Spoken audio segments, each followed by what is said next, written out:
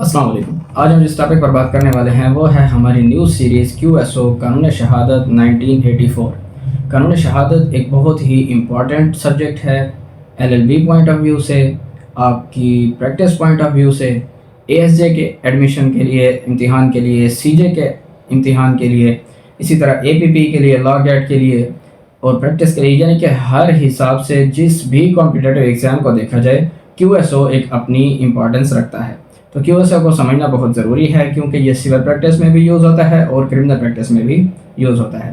اس کے اندر total 3 parts ہیں اور جو آرٹیکلز ہیں وہ 165 ہیں اور چیپٹرز ہیں 13۔ تو آج کی اس ویڈیو کے اندر ہم چیپٹر 1 کو کور کریں گے، جس کے اندر آئے گا شارٹ ٹائٹل، ایکسٹینڈ کمنسمنٹ اور اس کی ڈیفینیشنز جن کو کہتے ہیں انٹرپریٹیشنز۔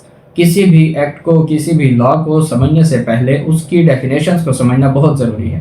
جب تک اس لا کی ڈیفینیشنز کی ہمیں سمجھ نہیں آئے گی، ہمیں اس لا کی صحیح طرح سے سمجھ نہیں آئے گی، کیونکہ آگے ایکٹ کے اندر، لا کے اندر بار بار یہ ورڈز یوز ہوں گے جو کہ پہلے انٹرپریٹیشنز یا ڈیفینیشنز میں بتائے جاتے ہیں۔ اگر ان کو یہاں اچھے سے سمجھ لیا تو آگے ان کے ساتھ ڈیل کرنا آسان ہوگا۔ تو سب سے پہلے آتا ہے کہ قانون شہادت آرڈر ہے کیا اور کب آیا۔ یہ آیا تھا 1984 میں۔ اس سے پہلے ڈیل کرتا تھا ایویڈنس ایکٹ اور اسی کو سارے کو دوبارہ بنا دیا گیا ہے قانون شہادت ایکٹ، قانون شہادت آرڈر۔ تو اس کو ہم پڑھتے ہیں۔ یہ بتاتا ہے کہ the following order made by the president on the 30th Muharram al-Haram 1405-26 October 1984 is hereby published for general information. Whereas it is expedient to revise, amend and consolidate law of evidence so as to bring it in conformity with the injunctions of Islam as laid down in the Holy Quran and Sunnah. Now therefore, in pursuance of the proclamation of the 5th day of July 1977 and in exercise of all powers enabling him in that behalf, the President is pleased to make the following order. یعنی کہ 1984 کے اندر جو اس سے پہلے law of evidence چلتا تھا اس کو ختم کر کے اس کو دوبارہ سے یعنی کہ اپ گریڈ کر کے پریزیڈنٹ نے یہ آرڈر پاس کیا قانون شہادت آرڈر، جو کہ قرآن اور سنہ کی انجنکشنز کے بالکل ساتھ ساتھ ہوگا، یعنی کہ کوئی بھی چیز اس میں قرآن اور سنہ کے انجنکشنز کے خلاف نہیں ہوگی۔ اس کے بعد آتا ہے اس کا جو پارٹ 1 ہے وہ ہے ریلیونسی آف ایکٹس اور چیپٹر 1 ہے پریلیمنری۔ اس کے اندر ڈیفینیشنز آئیں گے اور short title, extent. Short title, extent and commencement اس کا ہے کہ دس آرڈر میں be called the Qanun Shahadat order 1984 اور it extends to the whole of Pakistan and applies to all judicial proceedings in or before any court, یعنی کہ یہ federal لا ہے، پورے پاکستان پر اپلیکیبل ہوگا، اور including a court martial, a tribunal or authority exercising judicial or quasi-judicial powers of jurisdiction، یعنی کہ کسی بھی عدالت کی، کسی بھی کورٹ مارشل کی، کسی بھی ٹریبیونل کی، کسی بھی جوڈیشل یا کوازی جوڈیشل، یعنی کہ جو جوڈیشل تو نہیں ہے لیکن کورٹ تو نہیں ہے لیکن جوڈیشل پروسیڈنگز یعنی کہ کورٹ جیسی اپلائی کر رہی ہے، کسی بھی عدالت مقننہ کا جو بھی پروسیڈنگز ہوگی اس کے اوپر قانون شہادت اپلائی ہوگا، but does not apply to proceedings before an arbitrator۔ Arbitrator کے آگے قانون شہادت کا اطلاق نہیں ہے، باقی کسی بھی عدالت یا کسی بھی ایسی اتھارٹی جو عدالت کی پروسیڈنگز کی اتھارٹی رکھتی ہے اس کے اوپر قانون شہادت کا اطلاق ہوتا ہے اور یہ پورے پاکستان پر اپلیکیبل ہوگا۔ اور اس کا آگے بتایا گیا ہے کہ it shall come into force at once, یعنی کہ فوراً جس دن عمل میں آیا اسی دن نافذ العمل ہو جائے گا۔ اب اس کے آگے ہے جو انٹرپریٹیشنز، اس کے اندر بتاتا ہے in this order unless there is anything repugnant in the subject or context, یعنی کہ اس لا میں آگے اس کے برخلاف برعکس کچھ بتایا گیا تو ٹھیک ہے، ورنہ ان الفاظ کے یہ معنی ہوں گے۔ سب سے پہلے جی کورٹ انکلوڈز آل ججز and magistrates and all persons except arbitrators legally authorised to take evidence. Court سے مراد سارے ججز، سارے میجسٹریٹ سوائے آربیٹریٹرز کے جو کہ ایویڈنس لے سکتے ہیں، اس کو کورٹ کہا جائے گا۔ اس کے بعد آتی ہے سیکنڈ ڈیفینیشن، ڈاکومنٹ کی قانون شہادت کے اندر بہت ہی براڈ ڈیفینیشن بتائی گئی ہے۔ اس میں بتاتا ہے document means any matter expressed or described upon any substance by means of letters, figures or marks or by more than one of those means intended to be used or which may be used for the purpose of recording that matter. کسی بھی چیز کو کسی بھی طریقے سے کسی بھی چیز کے اوپر لکھنا، شو کرنا، یہ ڈاکومنٹ ہوگا۔ فار ایگزامپل آپ پین کے ساتھ لکھتے ہیں، آپ کسی چیز کے ساتھ رگڑ کے لکھتے ہیں، آپ کسی نشان کے ذریعے لکھتے ہیں، کوئی بھی طریقے سے آپ کوئی مارک بناتے ہیں، کوئی اسکیچ بناتے ہیں، کوئی شکل بناتے ہیں، شیپ بناتے ہیں، ایوری تھنگ از ڈاکومنٹ. آپ نے پیج پر لکھا، آپ نے زمین پر لکھا، آپ نے درخت پر کچھ لکھا ہوا دکھا دیا، آپ نے پتھر کے اوپر کچھ لکھا ہوا دکھا دیا، اسٹیل کے اوپر، لکڑی کے اوپر، کوئی بھی چیز ایز اے ڈاکومنٹ آپ یوز کر سکتے ہیں. یعنی کہ کوئی چیز کسی بھی طریقے سے کسی بھی چیز کے اوپر لکھی ہوئی کو قانون شہادت آرڈر کے مطابق ڈاکومنٹ کہتے ہیں. اس کے بعد آتا ہے جی ایویڈنس.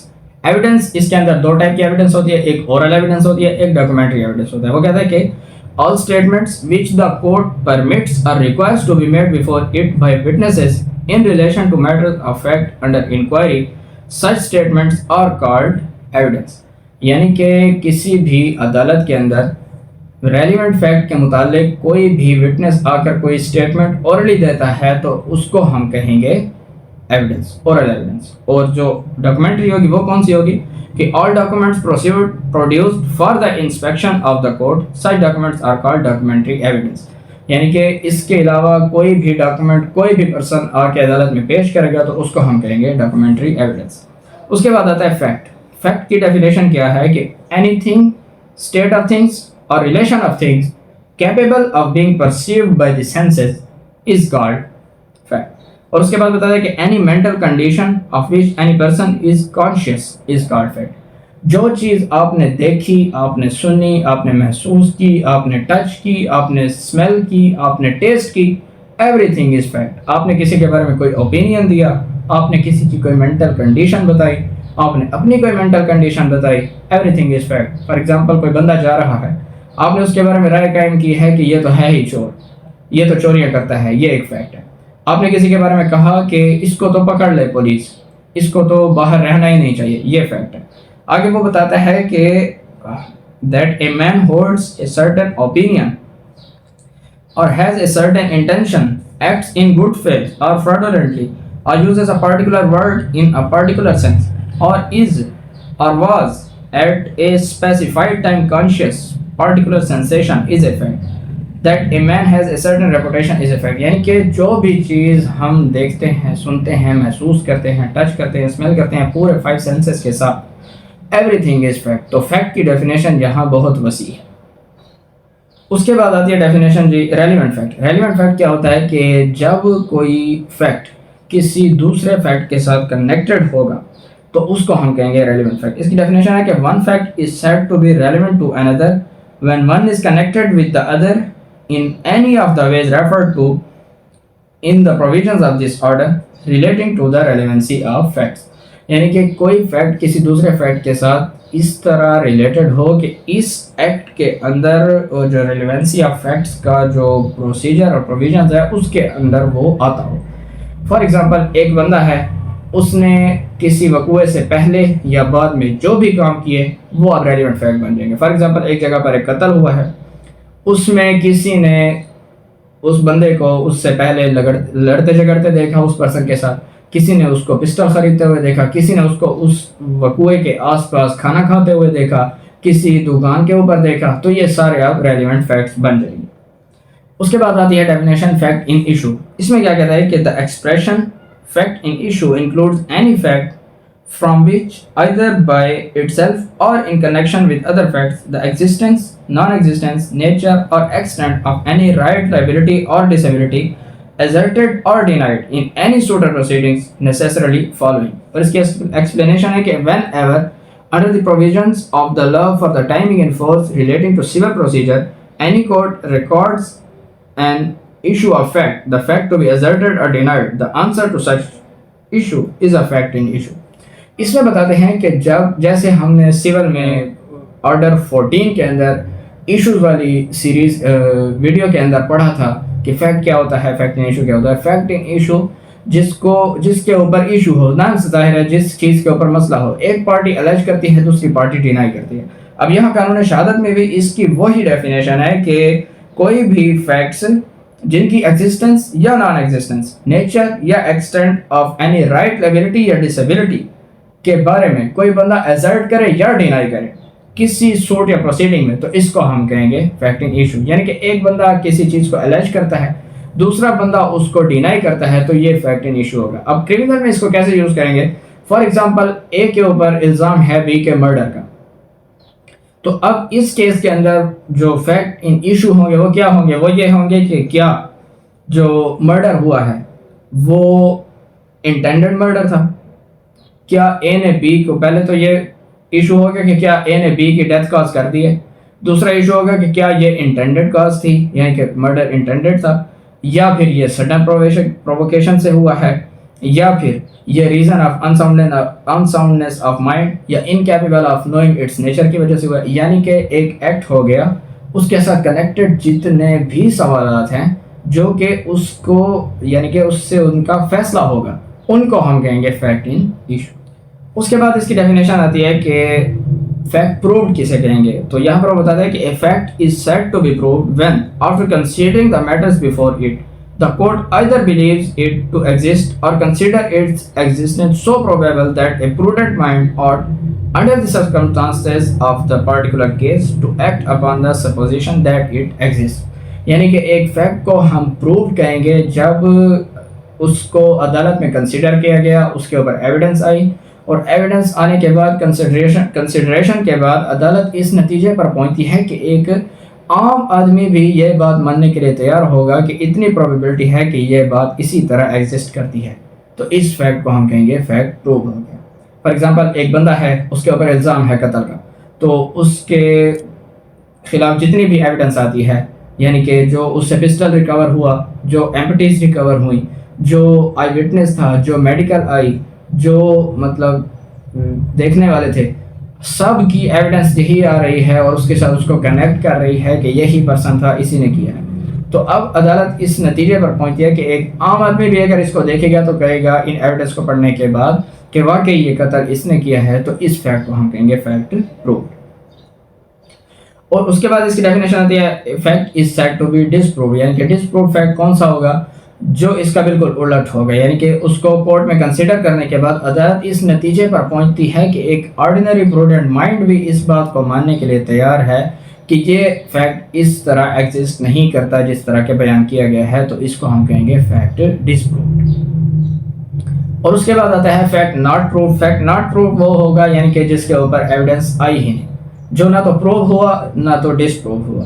اس کی ایگزامپل ہے سیکشن 249 CRPC، جس کے اندر پروسیکیوشن اپنا ایویڈنس نہیں لا رہی ہوتی تو کورٹ کیا کرتی ہے؟ کورٹ فائل کو اٹھا کر کنسائن ٹو ریکارڈ روم کر دیتی ہے، نہ تو اس کے اوپر شہادت آئی ہے، نہ پروو ہوا ہے، نہ ڈس پروو ہوا ہے، اس کو ہم کہیں گے فیکٹ ناٹ پروو۔ اسی طرح اگر سول میں اس کی ایگزامپل دیکھیں تو آرڈر 9 کے اندر جو کورٹ کے پاس پاورز ہیں کہ عدم پیروی دعویٰ خارج کر دینا، عدم طلبانہ دعویٰ خارج کر دینا، یا اسی طرح جو 17(3) کے اندر کورٹ کے پاس پاور ہے سول میں کہ right of defence struck off کر دینا، تو یہ وہ ایگزامپلس ہیں جس کے اوپر ہم کہہ سکتے ہیں کہ فیکٹ نہ تو پروو ہوا ہے نہ ڈس پروو ہوا ہے، ایویڈنس آئی ہی نہیں ہے تو اس کا فیصلہ نہیں ہوا۔ اس کے بعد اس کی 3 اور ڈیفینیشنز ہیں، مے پریزیوم، شیل پریزیوم اور کنکلوسیو پروف، یعنی کہ ان تینوں کو ہم سمجھتے ہیں۔ سب سے پہلے ہے مے پریزیوم۔ اس میں کہتا ہے کہ when ever it is provided by this order that this court may presume a fact it may either regard such fact as proved unless and until it is disproved or may call proof of it۔ may presume کی definition یہ ہے کہ جب اس میں یہ ہوتا ہے کہ کورٹ کے سامنے جب آپ کوئی فیکٹ لے آئیں گے تو کورٹ اس کو مان لیتی ہے، تو کورٹ میں پریزیوم جب کرے گی تو کورٹ کہے گی کہ ٹھیک ہے اس طرح ہوگا، مان سکتی ہے، یا پھر کورٹ یہ بھی کہہ سکتی ہے کہ نہیں اس کے اوپر ایویڈنس لے اس کو پروف کرو۔ میں پریزیوم یہ ہو گیا۔ فار ایگزامپل کسی اس کی جو آرٹیکلز ہیں اس کے ساتھ آرٹیکلز ڈیل کرتے ہیں میں پریزیوم کے ساتھ 96, 97, 98, 100 اور 129۔ 96, 97 ان سب میں یہ ایگزامپلز ہیں، آگے ہم پڑھیں گے کہ فار ایگزامپل ایک فارن کورٹ کی ججمنٹ ہے، وہ آپ لا کر عدالت میں پیش کر دیتے ہیں اور عدالت کو آپ کہتے ہیں کہ یہ اس کورٹ کی ججمنٹ ہے، عدالت کہے گی چلو ٹھیک ہے میں مان لیتی ہوں، یہ بھی کہہ سکتی ہے، یا عدالت کہہ سکتی ہے کہ نہیں اس کے اوپر ایویڈنس لے۔ تو میں پریزیوم کا یہ مطلب ہے عدالت مان بھی سکتی ہے، عدالت ایویڈنس کال بھی کر سکتی ہے، ٹھیک ہو گیا۔ اس کے بعد ہے شیل پریزیوم۔ اس کی ڈیفینیشن کیا ہے؟ اس کی یہ ہے کہ when ever it is directed by this order that the court shall presume a fact, it shall regard such fact as proved unless and until it is disproved۔ ٹھیک ہے، اس کے اندر بتایا گیا ہے کہ جب shall prove کی بات آئے گی تو اس میں کوئی اگر عدالت میں آ کر کوئی فیکٹ یا ایویڈنس لائے گا تو عدالت یہ نہیں کہہ سکتی کہ چلو ٹھیک ہے اس میں نہیں مانتی آپ ایویڈنس لے، یعنی کہ اس کو عدالت مانے گی ہی مانے گی.